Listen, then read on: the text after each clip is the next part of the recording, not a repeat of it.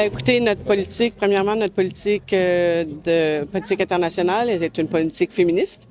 Alors, le sujet d'aujourd'hui, hein, la journée marocaine pour la femme et l'ouverture de ce projet-là s'inscrit très bien parce que, premièrement, on a aidé financièrement le projet, mais aussi quand on parle de l'insertion des jeunes filles adolescentes dans les sports, bien, c'est vraiment pour nous quelque chose d'important. Le Canada a passé par là. On a eu notre politique sur les sports qui a été développée en 1986 et depuis lors, on la renouvelle à chaque fois. Maintenant, aucune organisation au Canada peut faire du sport sans inclure les filles et les garçons. C'est vraiment important. On a beaucoup de statistiques qui parlent du fait que quand on inclut les filles au sein du sport, leur note s'améliore, leur groupe social s'améliore.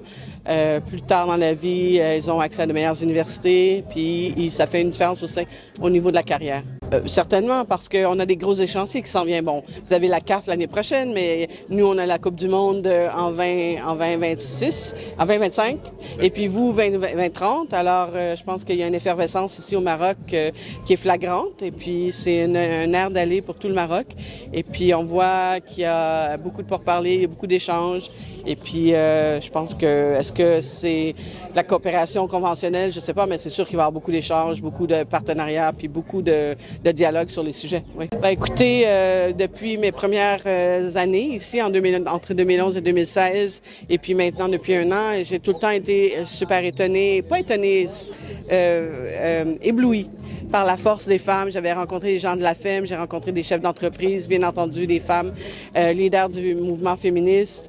Quand je suis arrivée, il y a un an, on était en pleine rédaction du Code du Code de la famille et qui a été soumis. Alors, j'ai vu toute l'effervescence, toutes les énergies des groupes de femmes et d'hommes à travailler sur le Code de la famille. Alors, moi, ça me réjouit. Et puis, des fois, ça me rend humble. Je veux dire,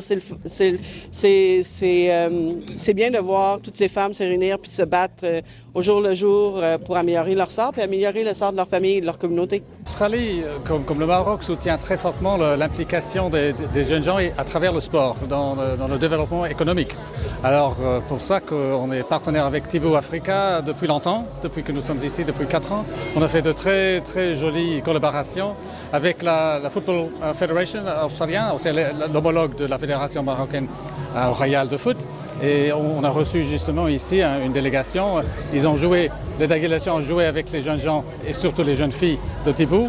Et il y a 2 ans, avec le tour de trophée pour la FIFA, la Coupe du Monde féminine, Thibaut Africa a ramené à l'ambassade à Rabat une vingtaine de jeunes filles qui ont fait une séance technique avec justement la capitaine des Lions de l'Atlas, Rizlan. Alors c'était très bien, mais bon, la raison pour laquelle, c'est pour l'insertion des jeunes gens, trouver les moyens pour qu'ils s'améliorent, ils trouvent l'autonomisation.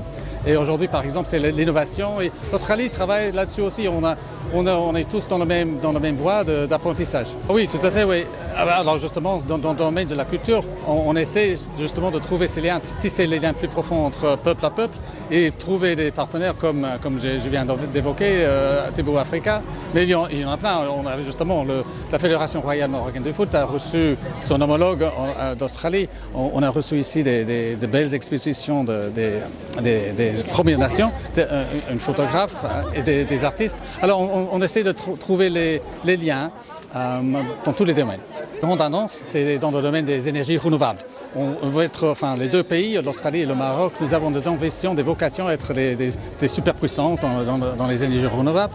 Et justement, on vient de signer une grande entreprise australienne, Fortescue, avec OCP Group il y a 6 mois, pour développer, justement, s'impliquer très profondément dans le développement ici du secteur de l'hydrogène vert, mais à travers toutes les énergies renouvelables.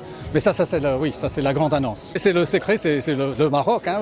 Les gens, l'hospitalité, la chaleur humaine, c'est ça ce qui inspire l'énergie d'ici au Maroc. C'est contagieux. Amin, vous le connaissez, tout le monde le connaît. Son énergie est contagieuse et on a grande envie de travailler avec. Et vous voyez ici aujourd'hui mes collègues, l'ambassadrice de Canada et la collègue de UNFPA. Alors oui, c'est ça, c'est vraiment contagieux.